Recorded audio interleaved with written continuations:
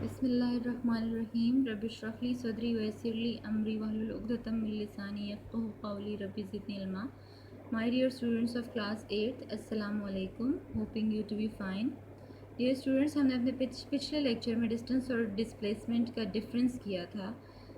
आज हम page number 35 पे हैं and the topic is speed and velocity. But before going to this terms of speed and velocity, हम speed से start करते हैं। स्पीड आप डेली लाइफ में किस तरह से डिफ़ाइन करते हैं? फॉर एग्ज़ाम्पल डेली लाइफ में आपका वास्ता पड़ता है राइटिंग स्पीड से, ठीक है। I am writing a line over here, I am a student. Now I write this line again. I am a student. इन दोनों लाइंस में से कब राइटिंग स्पीड जो है वो ज़्यादा थी? Obviously in the second line the writing speed was very good. आपने किस तरह से कहा कि यहाँ राइटिंग स्पीड ज़्यादा है? Because I road this line in a very short time, in a very short time, ठीक। इसी तरह से जब स्कूल में रेस की गेम्स होती हैं, ठीक, if a student covers this distance up to this target in a short time, तो आप कहते हैं कि स्टूडेंट की स्पीड क्या है? ज़्यादा है। इसी तरह से अगर कोई स्टूडेंट इस डिस्टेंस को ज़्यादा टाइम में कवर करता है तो उसकी स्पीड क्या हो जाती है? कम। इसका मतलब कि स्पीड किस तरह की टर्म है? Speed is basically the ratio between distance and time, ठीक है। यानी आप कंपेयर कर रहे होते हैं कि किसी भी ऑब्जेक्ट ने कितना डिस्टेंस कवर किया कितने टाइम में। जब आप ये कंपैरिजन करते हैं डिस्टेंस और टाइम का, तो आप कौन सी टर्म डिफाइन कर रहे होते हैं? You define the speed of that object, ठीक है। Now we come to velocity.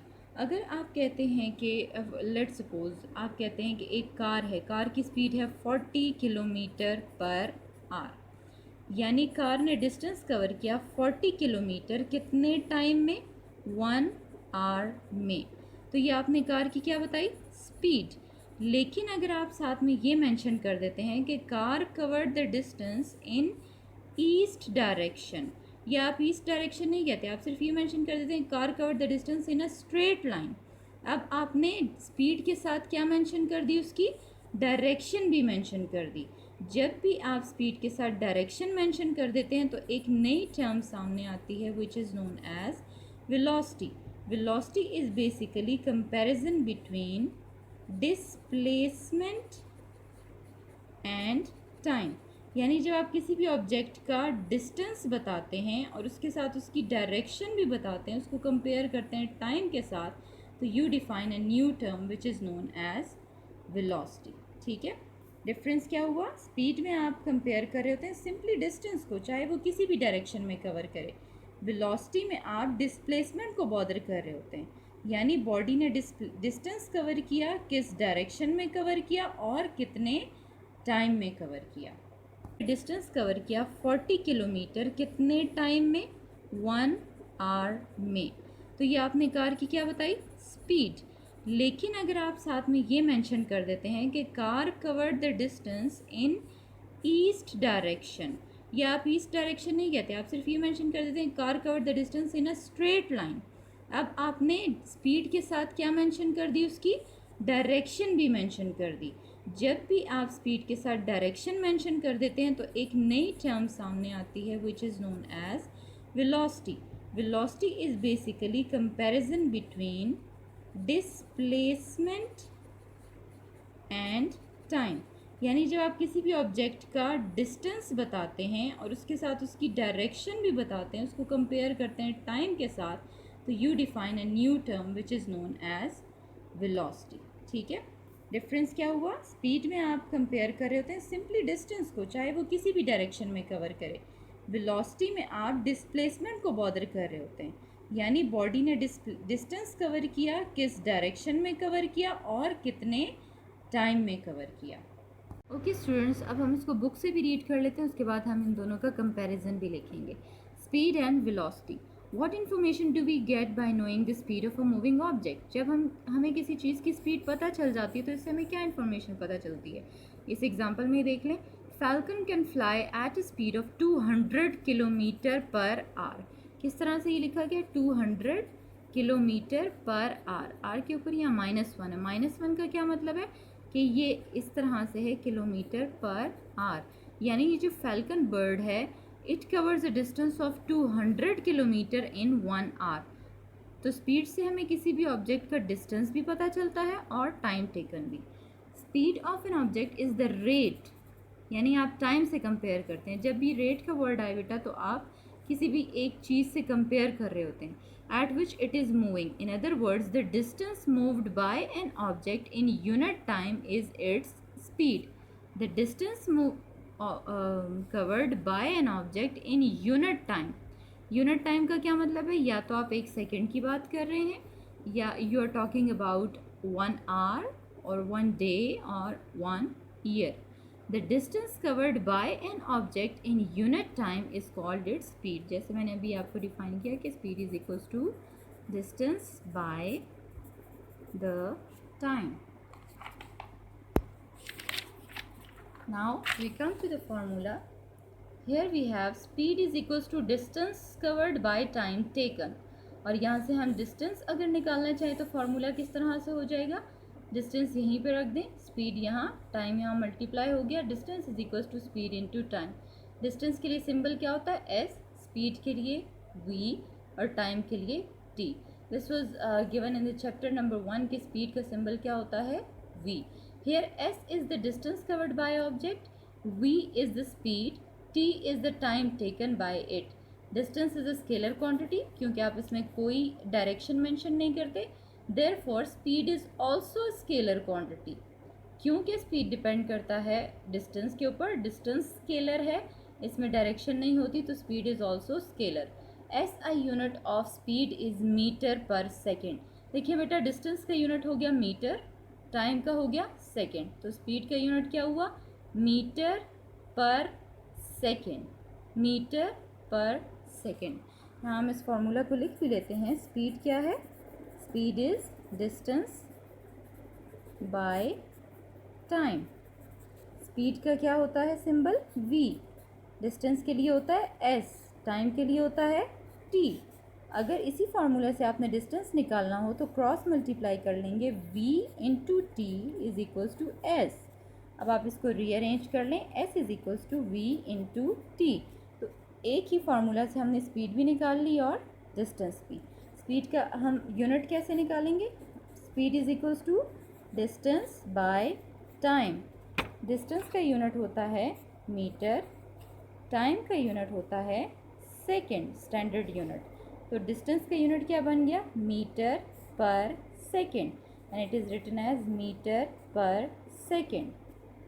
So scalar quantity, क्योंकि स्पीड डिपेंड करता है डिस्टेंस के ऊपर, डिस्टेंस स्केलर है, इसमें डायरेक्शन नहीं होती, तो speed is also scalar. SI unit of speed is metre per second. देखिए बेटा डिस्टेंस का यूनिट हो गया मीटर, टाइम का हो गया सेकेंड, तो स्पीड का यूनिट क्या हुआ metre per second, metre per second. यहाँ हम इस फॉर्मूला को लिख भी लेते हैं। स्पीड क्या है, speed is distance by time. Speed का क्या होता है सिंबल v, डिस्टेंस के लिए होता है s, टाइम के लिए होता है t। अगर इसी फार्मूला से आपने डिस्टेंस निकालना हो तो क्रॉस मल्टीप्लाई कर लेंगे, v into t is equals to s। अब आप इसको रीअरेंज कर लें, s is equals to v into t. तो एक ही फार्मूला से हमने स्पीड भी निकाल ली और डिस्टेंस भी। स्पीड का हम यूनिट कैसे निकालेंगे, speed is equals to distance by time. Distance का यूनिट होता है मीटर, टाइम का यूनिट होता है second, standard unit.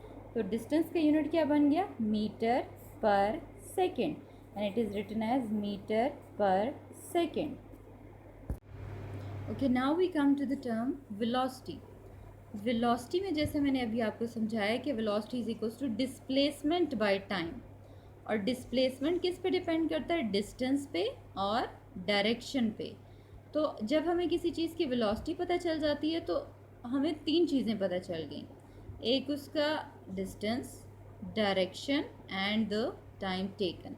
The velocity tells us not only the speed of the body but also the direction along which the body is moving. जैसे मैंने अभी आपको कार की एग्जांपल दी कि आप कार की स्पीड के साथ आप उसकी डायरेक्शन भी बता दें कि ईस्ट की डायरेक्शन में जा रही है या स्ट्रेट लाइन में जा रही है, तो you mention the velocity. Velocity of a body is a vector quantity. It is equal to the displacement of the body in unit time. The rate of displacement of a body is called velocity.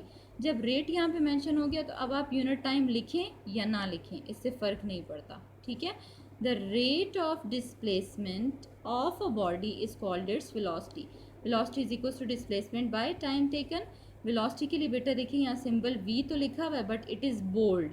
अगर आप अपनी copy पे bold नहीं लिख रहे तो आप इसके ऊपर वेक्टर साइन ज़रूर डालें।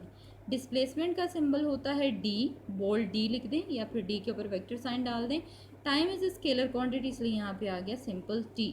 अगर यहाँ से हमें डिस्प्लेसमेंट निकालना हो तो हम इसको क्रॉस मल्टीप्लाई करके इसी फार्मूला से डिस्प्लेसमेंट भी निकाल सकते हैं। Here d is the displacement of the moving body with velocity v in time t. SI unit of velocity is the same as speed, that is meter per second. अब देखें यहाँ formula, velocity को हमने किस तरह से define किया। Velocity is the rate, rate means time, rate of displacement covered by the body. अब वेलोसिटी के लिए सिंबल है v वेक्टर, डिस्प्लेसमेंट के लिए है d वेक्टर, टाइम के लिए है स्मॉल t। यहाँ से अगर हमें d निकालना हो तो t को यहाँ क्रॉस मल्टीप्लाई कर दें, v into t is equals to d vector, rearrange कर दें, d is equals to v vector into t. अब अगर हमें यूनिट निकालना है, ठीक है, यूनिट कैसे निकालेंगे। Velocity is equal to displacement by time.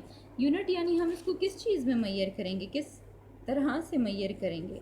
Displacement का यूनिट होता है मीटर, टाइम का होता है सेकेंड, तो वेलोसिटी का क्या यूनिट बन गया, मीटर पर सेकेंड, और इसको हम लिख सकते हैं मीटर पर सेकेंड।